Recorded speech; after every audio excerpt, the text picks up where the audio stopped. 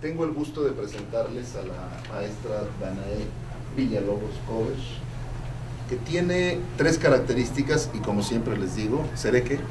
Eso, ustedes sí saben. Que tiene 3 características muy importantes que hay que ponderar y que hay que destacar. Primero, ella es egresada de la Universidad de las Américas. Por eso le vamos a dar un aplauso.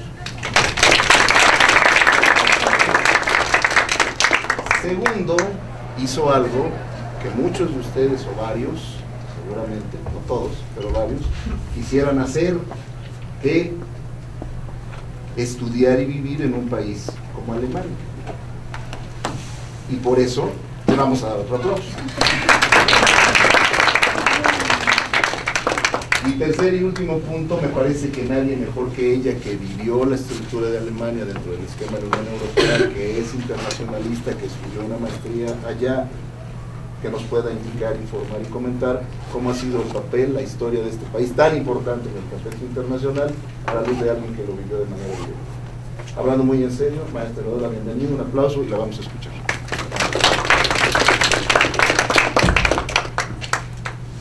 Muy buenas tardes y muchísimas gracias. Antes que nada quiero agradecer, por supuesto, a la Coordinación de Relaciones Internacionales y a su coordinador aquí presente, al maestro Gerardo Jaramillo.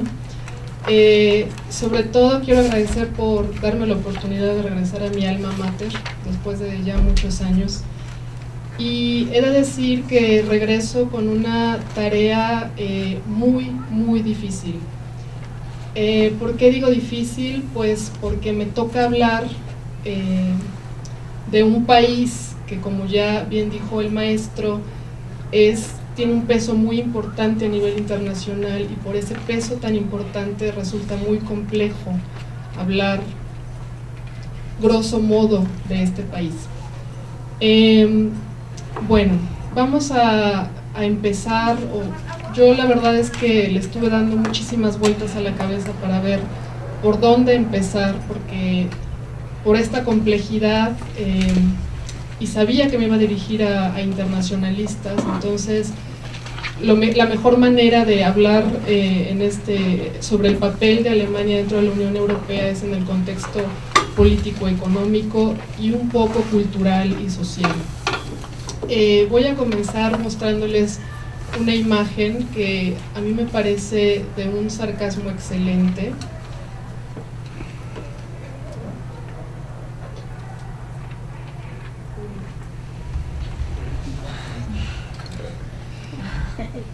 Sí, es muy buena la imagen. La verdad, bueno, fue una imagen que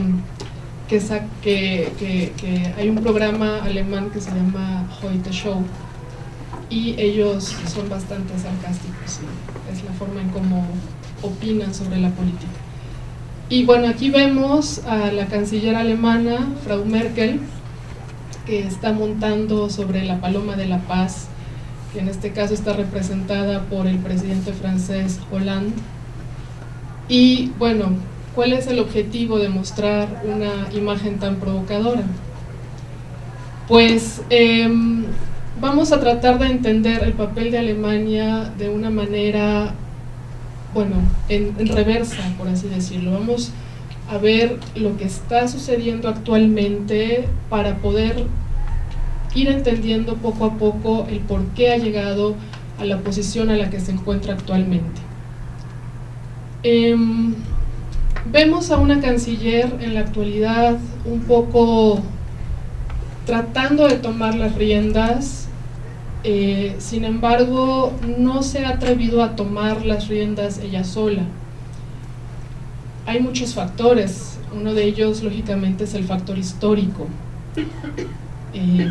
Sabemos, es muy bien sabido, que después del final de la Segunda Guerra Mundial, pues Alemania termina devastada, derrotada, y bueno, pues por este antecedente histórico es muy difícil para esta generación de alemanes, que algunos de ellos todavía siguen dejando este mundo. Entonces, para esta generación fue muy difícil, después del término de la Segunda Guerra Mundial, aceptarse como alemanes, aceptarse como líderes,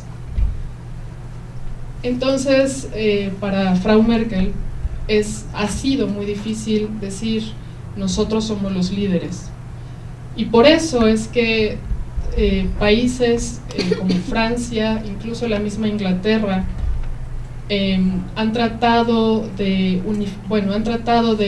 ser los voceros europeos. Ahora lo hemos visto con el caso de Ucrania. Bueno, Frau Merkel y Hollande han estado en pláticas muy intensas con el presidente Putin, y bueno, a esos detalles iré después. Entonces,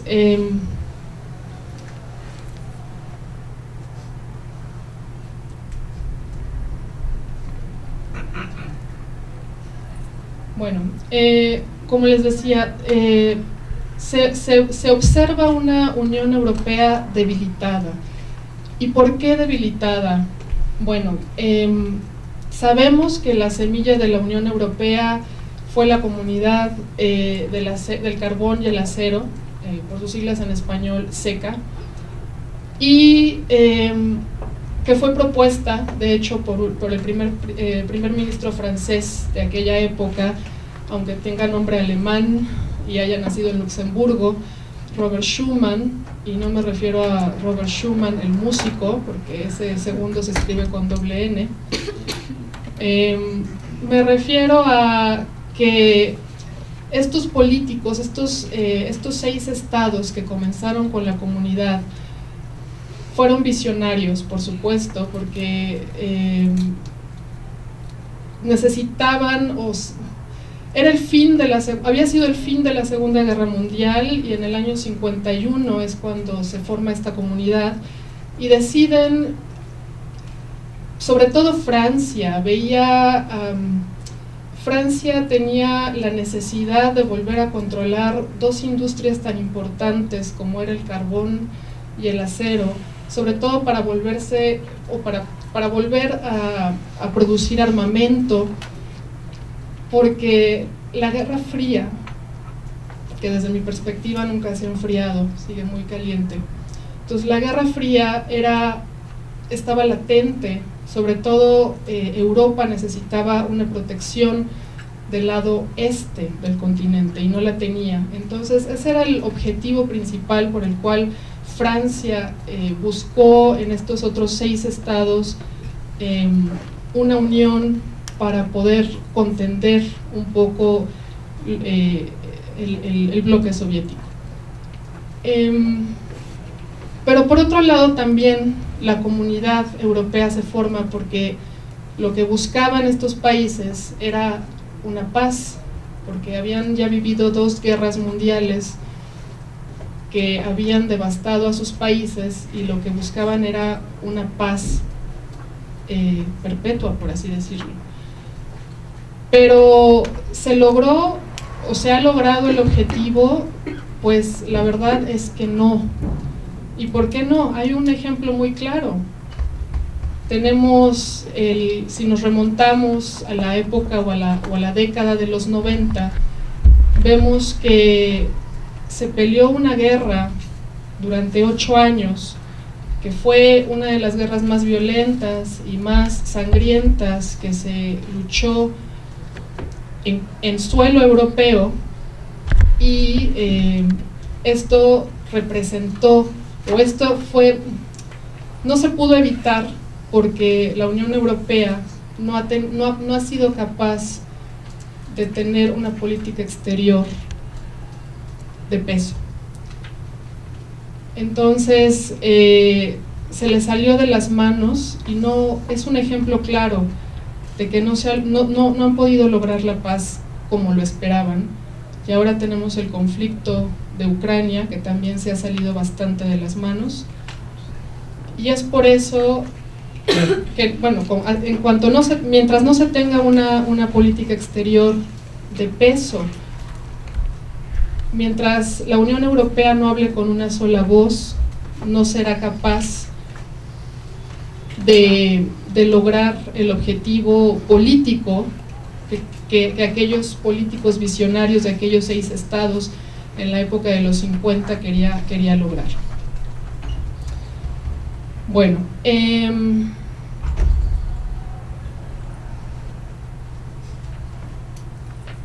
Yo recuerdo en la época, muy a principios de la década de los 2000, cuando se planeaba la penúltima extensión o ampliación de la Unión Europea hacia el este, y yo lo pensaba muy escéptica. Yo recuerdo que pensaba que esa extensión o esa ampliación, en lugar de hacer una Europa más fuerte, la debilitaría todavía más. ¿Por qué? Pues porque, y aquí me voy a tener que desviar un poco para poder responder a esa pregunta, y me voy a tener que desviar de lo político para entenderlo desde la perspectiva social y económica. Pareciera sencillo, pero no lo es, porque voy a tener que hablar de mí un poco, aunque realmente lo considero incorrecto, pero como ya decía el maestro Jaramillo, tuve la oportunidad de vivir 10 años en distintos países de Europa, y donde más me concentré fue en Alemania. Y recuerdo que cuando regresé a México hace 3 años, la gente siempre comenta y siempre pregunta sobre cómo es la vida, sobre las diferencias y demás. Y voy a hablarlo de forma muy generalizada, y lo recalco, muy generalizada, para que no haya hard feelings, como dicen los angloparlantes. Y es que en México, yo creo que en otros países pasa lo mismo, pero me voy a enfocar al contexto mexicano. En México, cuando pensamos o cuando hablamos sobre Europa, y lo pongo entrecomillado, la gente siempre, bueno, la típica afirmación es que en Europa las cosas son o están mejor. Y a mí me causa mucha inquietud escuchar ese tipo de afirmaciones, y me causa mucha inquietud porque siempre me tengo que preguntar, bueno, ¿y estamos hablando de Alemania, o estamos hablando de Bulgaria, o estamos hablando de Inglaterra, o estamos hablando de España? Y no por menospreciar ni enaltecer a unos ni a otros, pero por ahí dicen que al César lo que es del César. Y las diferencias culturales que existen entre unos y otros son abismales. Europa es un mar de culturas, Europa es un mar de sociedades diversas, y ni unas son mejores ni unas son peores, simplemente son distintas y hay que aceptarlo. Yo creo que un búlgaro se sentiría mucho más identificado con un mexicano que lo que se siente con un alemán. Y como vuelvo a repetir, no porque uno sea mejor que otro, simplemente porque las diferencias culturales los separan mucho o los unen, dependiendo el caso. Entonces, cuando escucho estas afirmaciones, tengo siempre que pensar, porque aquellos visionarios que querían políticamente unir Europa, pues tal vez no pensaron en aquellas diferencias culturales, en aquel posible choque cultural. Y cuando hablo de choque cultural, no me refiero al choque cultural que se refiere Huntington, no, por favor. Me refiero a las diferencias culturales que hay siempre que tomar en cuenta. Hace poco escuchaba a un analista política alemana que decía que bueno, que no, las medidas o el modelo alemán que muchos tal vez quisieran copiar, o quisiéramos, porque no nos vendría mal aquí en México, quisiéramos copiar, no siempre es transferible, y no es transferible por estas mismas diferencias culturales que hay que considerar. Entonces, bueno, eso un poco por el lado de las diferencias sociales y culturales. Y regresando un poco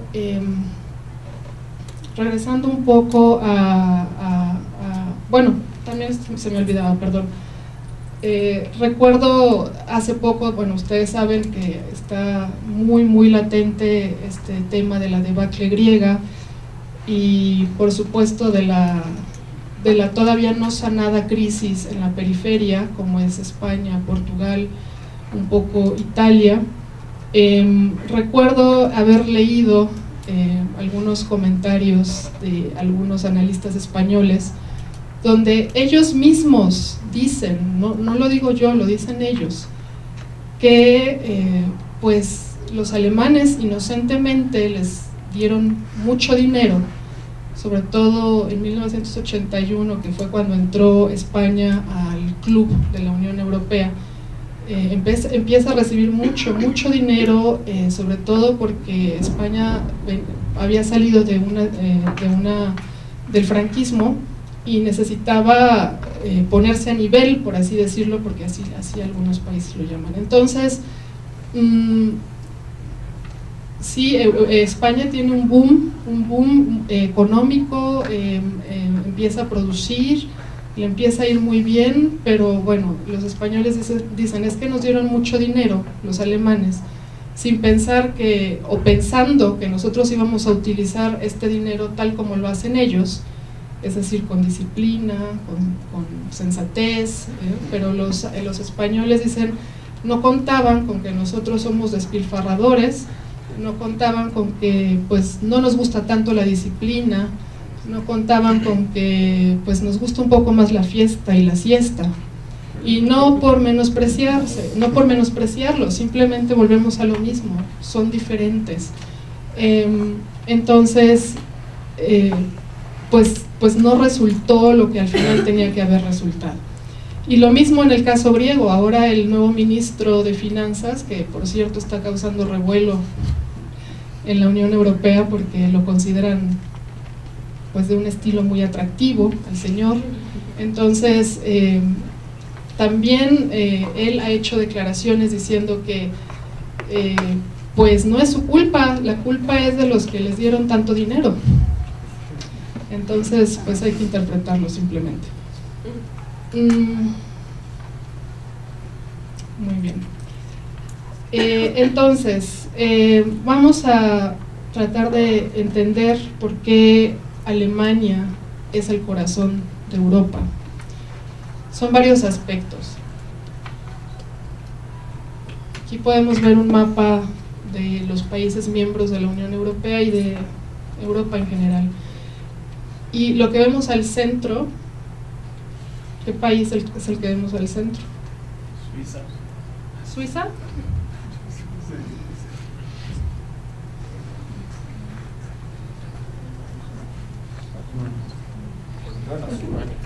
Pues Alemania, claro, está Alemania muy al centro.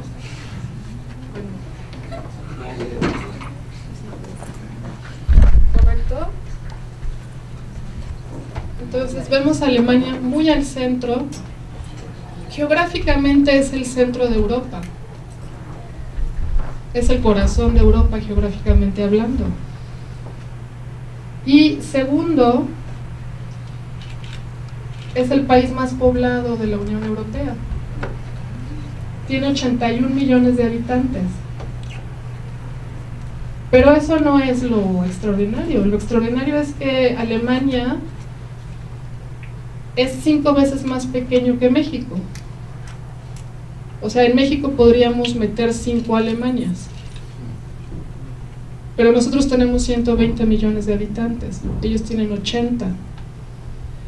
Entonces, los hace el país más poblado de Europa. Está al centro geográficamente. El tener tanta población significa que recibe más escaños en las representaciones europeas, en las instituciones. Tiene 96 representaciones, Chipre tiene 6. Entonces, eso los hace importantes, eso los hace notables. Y bueno, estamos hablando de la cuarta o de la quinta, dependiendo de las estadísticas, que siempre son engañosas, pero en este caso no tanto. La cuarta o la quinta potencia económica a nivel mundial, después de China, que ya rebasó a Estados Unidos. Estados Unidos y Japón. Y aparte se pelea el primer lugar como exportador a nivel mundial. Siempre está persiguiendo a China. Ha habido momentos en que lo ha rebasado. Entonces estamos hablando de un país geográficamente hablando pequeño, pero que está a la par con China y que compite económicamente con Estados Unidos y con Japón. Pero ¿cuál es la razón por la cual no ha podido ser el líder europeo del todo? Es y no es. Es por esta fuerza económica que representa. Pero ¿por qué no lo es?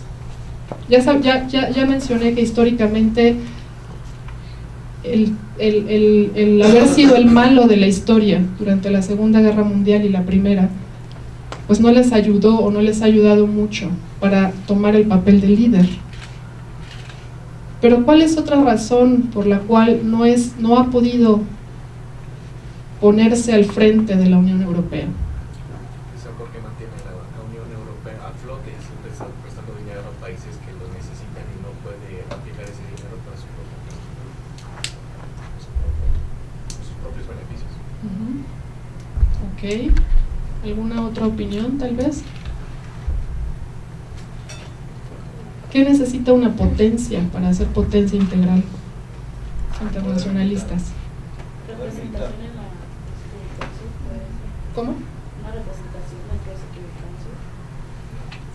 Consul. Un poco más allá, por favor. Poder militar. Exactamente. Una potencia, pues es el realismo, ¿no? Estamos hablando de la teoría del realismo. Necesita poder militar. Y Alemania no lo es. Alemania no es una potencia militar. Dentro de la Unión Europea tenemos algunas potencias militares como el Reino Unido, Francia. Pero ellas no son potencias económicas. Por eso es que no han tomado el poder al frente. Si lo tuviera el Reino Unido, si el Reino Unido tuviera el poder económico que tiene Alemania, no lo pensaría. Si Francia tuviera la oportunidad, a nadie le preguntaría. Pero Alemania está en otra posición. Históricamente está en otra posición.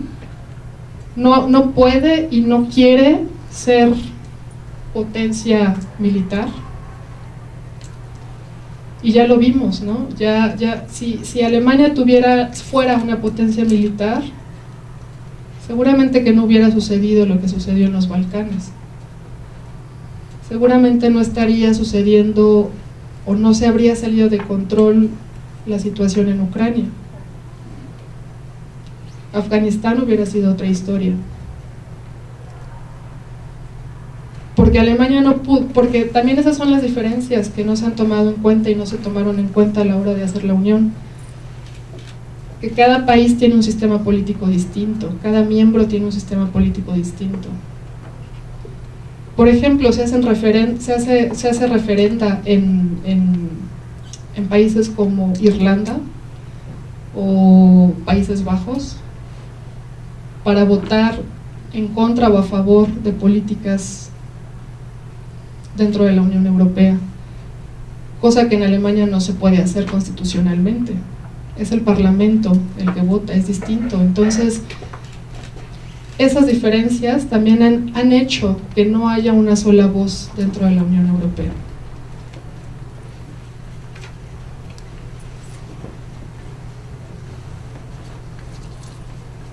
Ok.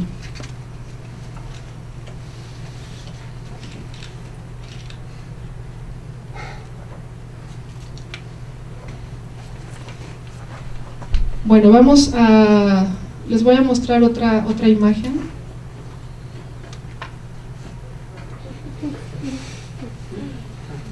Creo que se les hace conocido el tema, espero.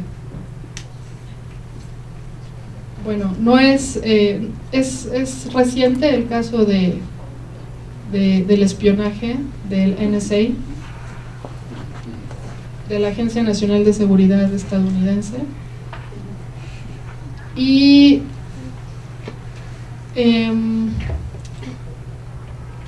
las relaciones bilaterales entre Alemania y Estados Unidos, la verdad es que siempre han sido de dependencia, porque Alemania sí depende de Estados Unidos por cuestiones militares.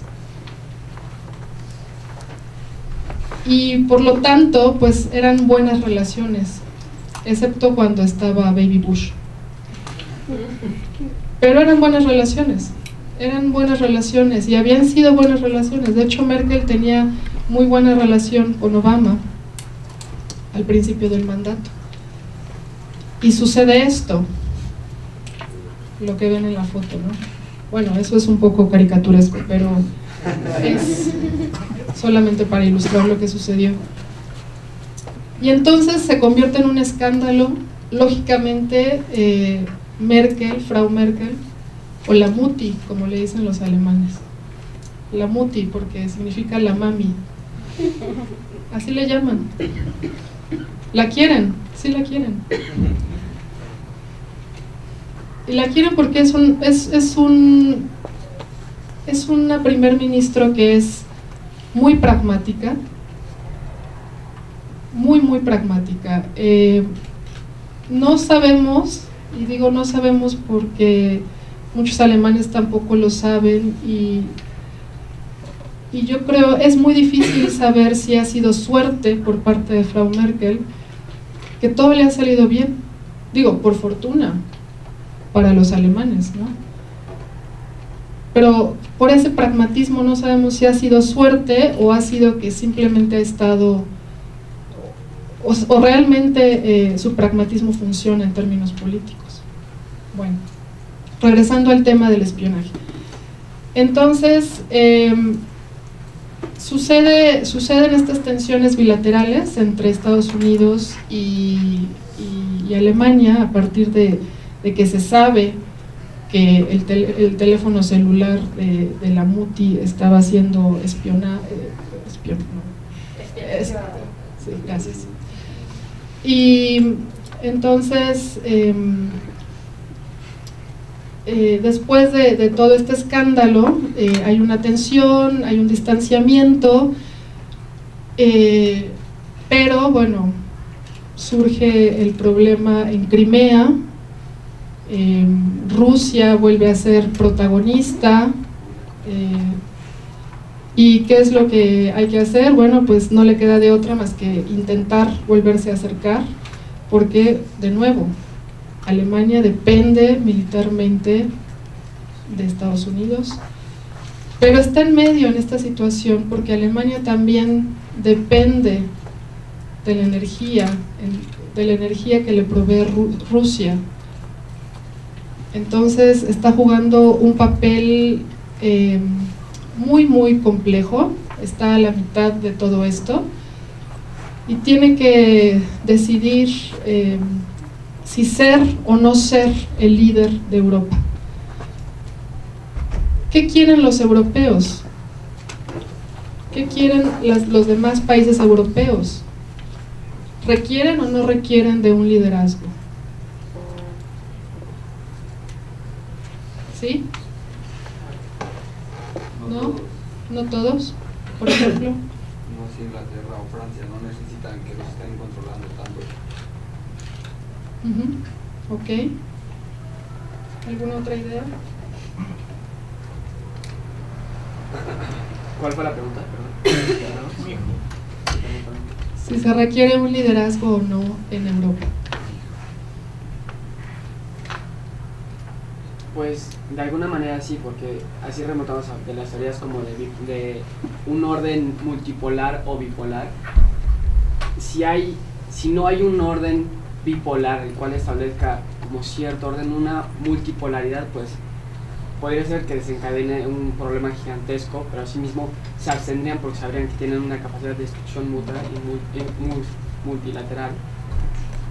Y de alguna manera, si no lo hay, terminar en un estado que controle todo, pues igualmente terminaría siendo una catástrofe. Llegaría a haber ciertas discrepancias. tengan un problema. Ok. ¿Quién está en la posición de ser líder? Yo más que un comentario tengo una pregunta. Sí, por favor. Usted está planteando que si se necesita un líder. Mi pregunta es si a lo largo de la historia ha habido algún líder en la Unión Europea. ¿Sí? Gran Bretaña.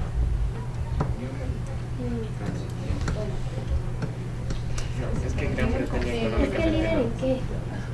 Porque no, bueno, desde mi punto de vista no se puede considerar que haya un líder o sea, por completo. Podríamos decir Alemania, pero lo que usted acaba de mencionar no tiene poder de armamento.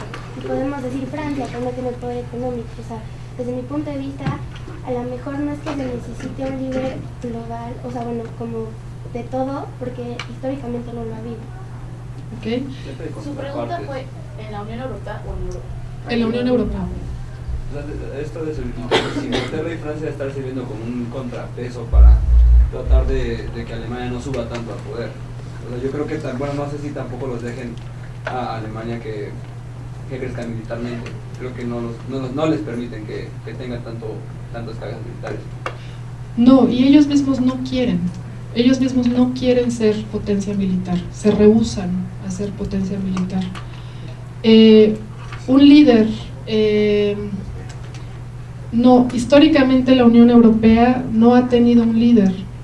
¿Cuáles son las consecuencias? Porque ha habido consecuencias, pues ya lo dijimos, la guerra de los Balcanes, el caso en Afganistán, lo que está sucediendo ahora en Ucrania, las excepciones a la regla por no seguir una voz, por no seguir una política, porque no han llegado a consenso, que también es muy complicado. Son 28 miembros. Es difícil organizar a 28 miembros que son diversos, que son asimétricos y cada quien tiene intereses, exactamente. Entonces, es muy compleja la situación. No ha habido un líder. Primero, por ejemplo, mencionaban Gran Bretaña. Bueno, Gran Bretaña ha tenido o ha estado jugando y no jugando dentro de la Unión Europea. Margaret Thatcher ya veía, ya sabía que si se adoptaba al euro como moneda única, sabía que el único que se iba a beneficiar iba a ser Alemania. Sabía que el único que se iba a fortalecer iba a ser Alemania. Ella tenía muy clara la visión de lo que iba a suceder y por eso es que dijo, Gran Bretaña no entra al euro. Para Alemania tampoco fue sencillo adoptar el euro, porque los alemanes no querían sacrificar su moneda, que era el marco alemán, y que era muy fuerte, era una moneda muy fuerte, y no sabían que entrar al euro significaría perder para ellos, económicamente. Después de mucho trabajo de convencimiento, se logra adoptar el euro y que los alemanes acepten el euro. Y una de las condiciones era que el Banco Central Europeo estuviera en Frankfurt, en Alemania. ¿Y por qué? Porque ellos iban a tener la posibilidad de controlar la inflación y los precios. Los alemanes tienen un trauma con la inflación. Sí, ellos siempre están controlando que la inflación no esté por encima de sus niveles, porque yo creo que ellos, como los ingleses, siempre están viendo el estado del tiempo. Los alemanes están revisando siempre la inflación. Entonces, para los alemanes era muy importante que el Banco Central Europeo, gracias, se encontrara en Frankfurt para que ellos tuvieran el dominio de la política monetaria. Entonces, cuando se adopta el euro, pues los alemanes ejercen mucha presión a los demás países para que ellos devaluaran sus monedas contra el euro, contra el marco, perdón, y entonces así poder adoptar el euro. Era como un acoso, como un bullying económico por parte de los alemanes. Y pues había que bailar al son que tocara Alemania. esa es la verdad. El problema es que, bueno, ellos pensaban que iba a ser muy exitoso, y el euro no ha sido exitoso más que para Alemania. Esa es la verdad, porque en los últimos 10 años ha habido ganancias por 300.000 millones de euros, y el 50% lo ha ganado Alemania, un cuarto lo ha ganado Italia, y el resto hay que repartirlo entre 26 miembros.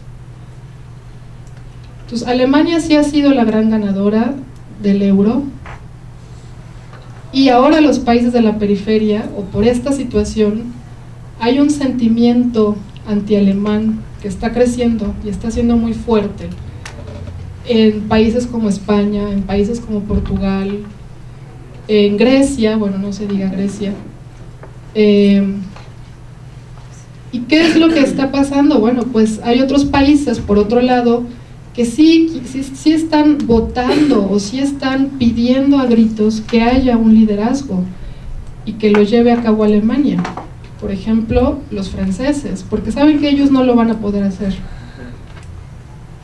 Incluso Inglaterra, aunque históricamente han sido enemigos, Inglaterra y Francia, ahora está un poco volteando su política y está tratando de aceptar que sí exista un liderazgo, pero vuelve a estar dividido, porque unos quieren que sí haya un liderazgo y otros no lo van a aceptar.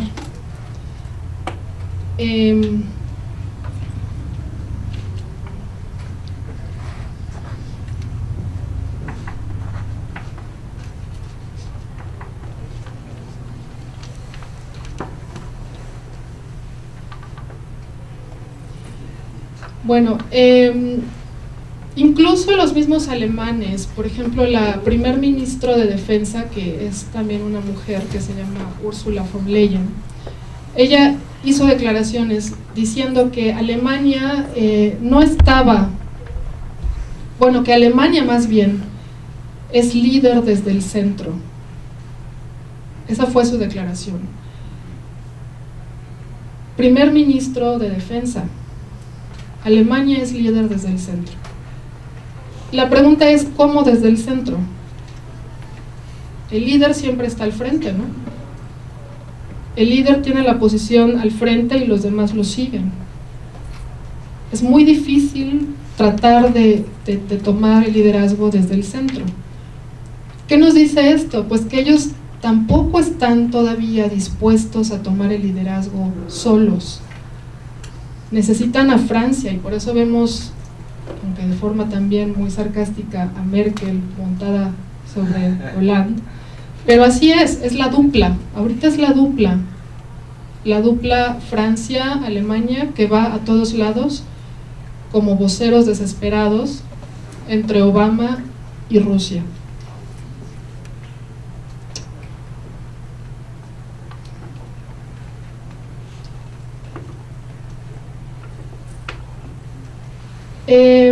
Entonces la pregunta hace rato era si el euro había sido exitoso o ha sido exitoso, y un simple caso es el caso de Irlanda, que también tuvo una crisis. Si nos regresamos hace 10 años, Irlanda era un ejemplo de economía, era la envidia, incluso estaba mejor que cualquiera, tenía un boom económico por encima del Pacto Económico Europeo.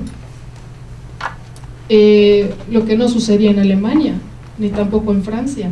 Ellos tenían tasas de desempleo, tenían déficit, pero Irlanda estaba en bandeja de oro. Y lo que hace el Banco Central Europeo es bajar las tasas de interés, y las bajó muchísimo, tanto que llegaron a ser negativas. Y entonces pues se podían pedir créditos sin tener que pagar intereses. El banco te daba dinero por pedir dinero. Pues así que no. Todos pedimos. Y entonces eso lo que formó fue una burbuja especulativa, porque había demasiado dinero, había un boom en la industria de la construcción, en la industria inmobiliaria, y explotó. Y explotó en Irlanda. Qué curioso, ¿no? Irlanda, que le iba tan bien, y era la envidia de la Unión Europea, y ahí explota. Entonces, pues el euro no ha sido exitoso, y no ha sido exitoso, y lo vemos ahora con Grecia, lo vemos con España, lo vemos con Portugal, lo vemos con la misma Inglaterra. No es exitoso, aunque Inglaterra no tenga el euro, pero adopta algunas políticas monetarias, aunque no esté dentro del euro. Entonces, yo les dejo esta siguiente imagen, donde vemos sí a una Alemania que sí ha sido la gran ganadora, que sobresale por encima de todos, que están hasta el cuello. ¿Y cuál es el papel de Alemania? Pues el de una potencia económica, eso sin duda, la única capaz de tomar el liderazgo, si es que lo quiere tomar, y si no, va a tener a los bien conocidos free riders, que será Francia, que será Italia, y a los demás los dejarán morir, porque a nadie le preocupa si está Grecia dentro o fuera del euro. Pero entonces Alemania sí es potencia, o sea, sí es líder, pero económico, no de otra En definitivo. manera. Porque entonces ellos están jugando nada más con el euro. Ellos hacen que sube y baje, entonces a ellos sí les conviene mucho el euro, a los otros países. Claro, ellos deciden la política monetaria, porque son la potencia exportadora y la potencia económica, sí.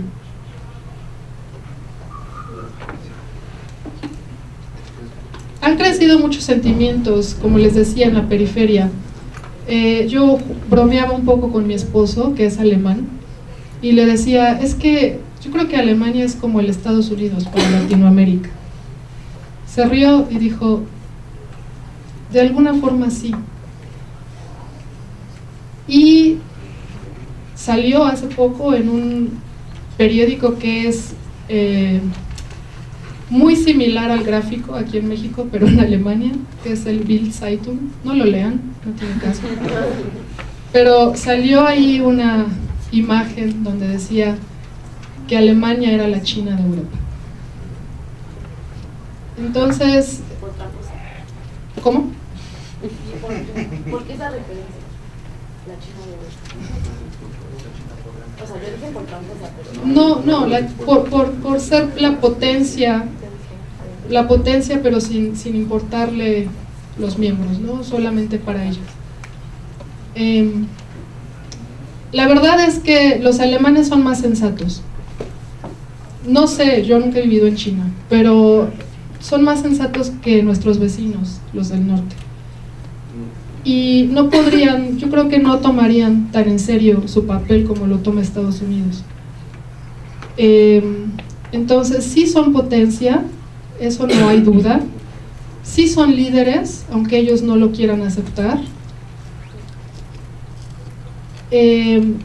Y son los únicos realmente que han pagado para que, pues para salvar, para que no se vayan en bancarrota. No creo que suceda ahora con Grecia, porque a pesar de que el nuevo presidente de Grecia mandó una carta para pedir una prórroga, dijeron los alemanes no están dispuestos ya a dar más dinero. Pero les deben, no, a Grecia todavía le deben. Una deuda histórica, creo. Una deuda de guerra había leído que les deben no sé cuántos hace 100 años me debían. Los alemanes ya han pagado mucho. Los alemanes pagaron 5% de su Producto Interno Bruto anual para la reunificación alemana, lo cual no es poco, es mucho dinero. Le han estado pagando año con año a Israel, Israel necesita dinero, pues yo creo que no, pero le siguen pagando por deuda de guerra. Yo no creo que sea el caso, aunque los griegos digan que les deben dinero, pero no creo que sea el caso. Bueno, esto es grosso modo, como les digo, es un tema muy complejo, hay muchos aspectos, pero el tiempo nos ha alcanzado o me ha alcanzado. Lo dejo abierto para que ustedes, si tienen alguna inquietud, alguna queja, algún comentario, pregunta, por favor. ¿En un futuro crees que hay una reestructuración de la Unión Europea, un desvanecimiento de la Unión Europea? Como hemos visto, pues, un sistema a cierto tiempo va a empezar a caer y evidentemente la Unión Europea está en decadencia. ¿Qué es más plausible? ¿Que la reestructuren para que vuelva a flotar o que desvanezcan completamente el sistema? Yo creo que la Unión Europea está en desvanecimiento desde que existe. No ha sido no ha tenido el papel que aquellos visionarios querían que tuviera. Sobre todo en política exterior, no tienen una política exterior. Lo más, no sé si plantear un par de escenarios, pero lo más seguro es que va a seguir perdiendo fuerza.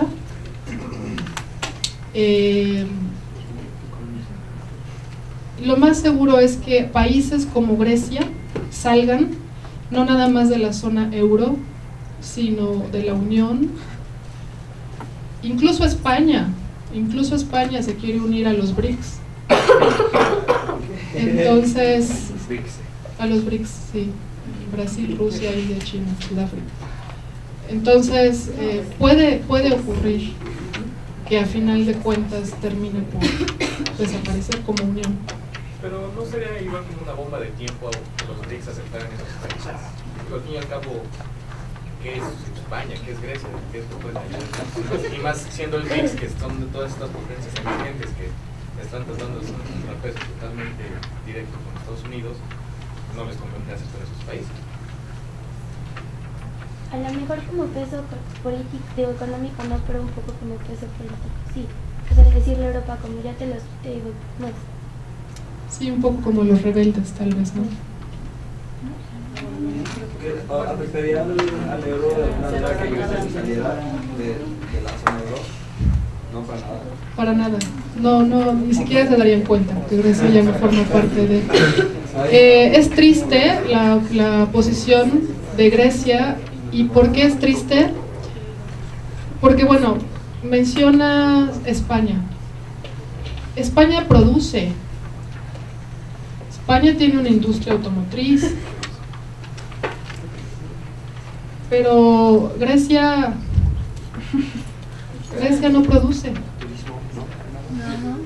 Pues el turismo, pero no es productiva. No es productiva, no...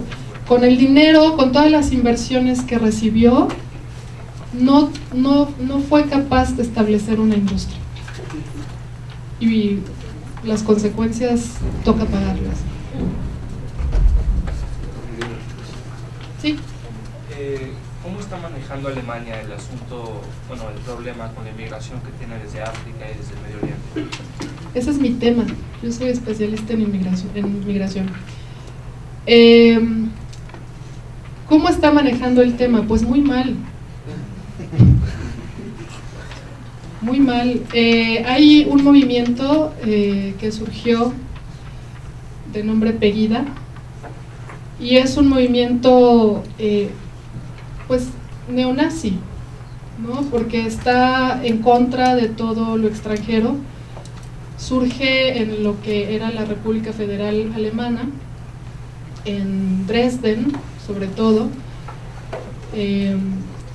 Ha ido perdiendo fuerza, por fortuna. Sí se ponen un poco locos los neonazis allá. Entonces, por fortuna han perdido mucho peso, pero la política migratoria es un tema que tampoco, dentro de la Unión Europea, tampoco hay una política migratoria. Cada país tiene su propia política y no han logrado un acuerdo, y es necesario implementar una política migratoria no nada más en Alemania, sino en todos los países que reciben todos los días, sobre todo ahora con todo este conflicto infrahumano en Siria. Todos los días se reciben migrantes, no nada más de África, ya vienen de Siria, ya vienen de Irak, vienen muchos de Armenia. Entonces la gente, la Unión Europea necesita implementar una política migratoria de la Unión Europea. Alemania está muy mal en términos migratorios. Acepta muchos, pero no en las condiciones que tuviera que recibirlos. Hay muchos movimientos sociales que apoyan la migración, pero también hay muchos otros que la rechazan.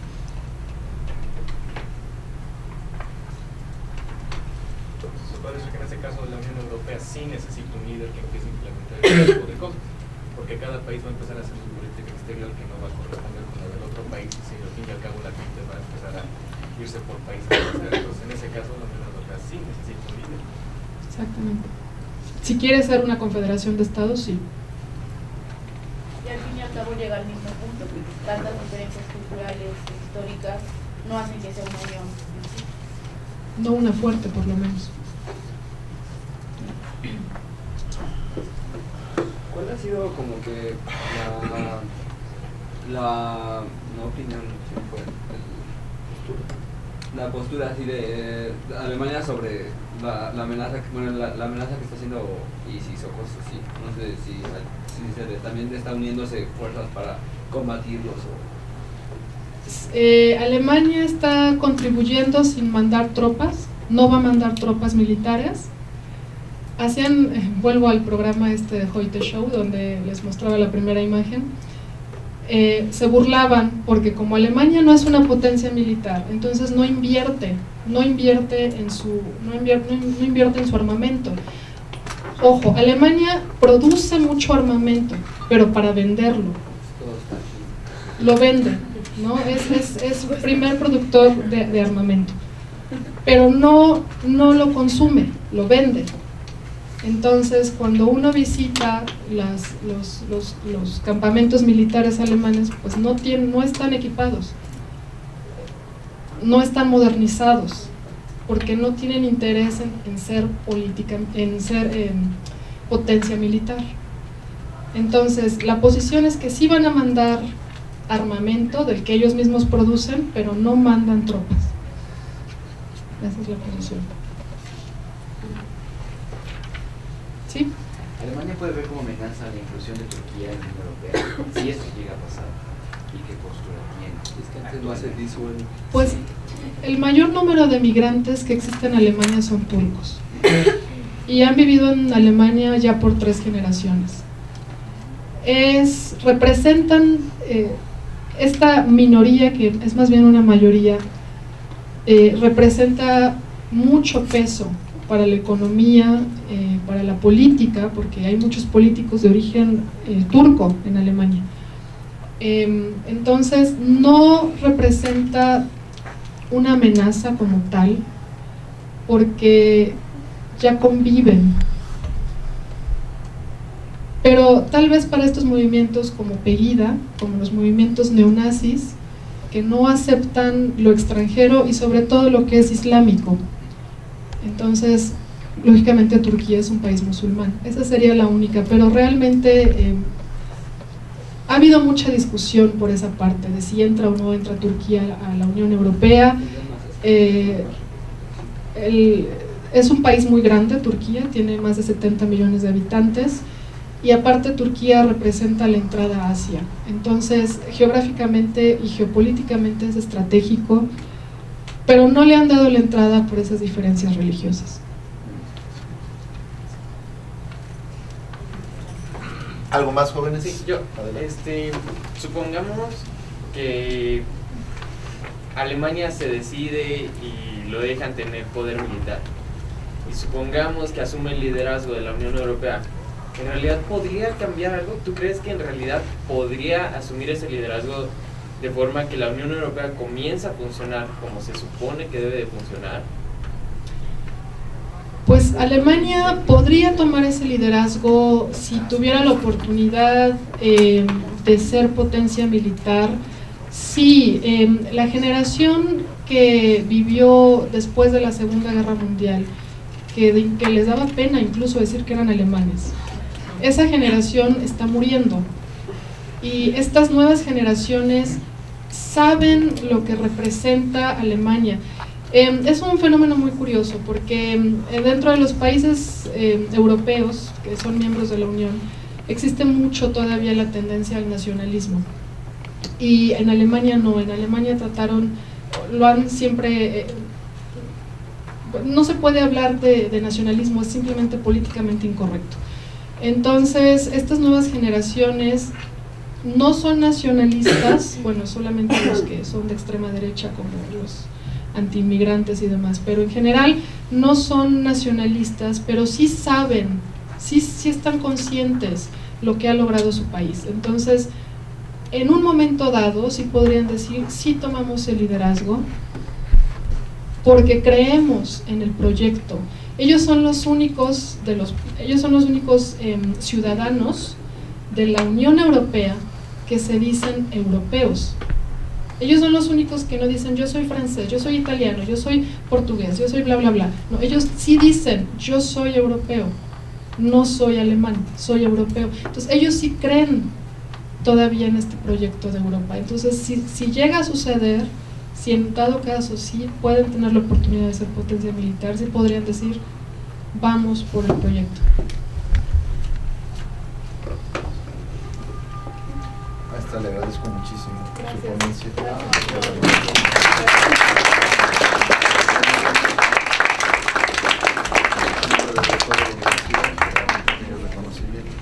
De recuerdo de su alma mater. Ahora, muchas gracias por su presencia. Tengan buena tarde. Hasta luego.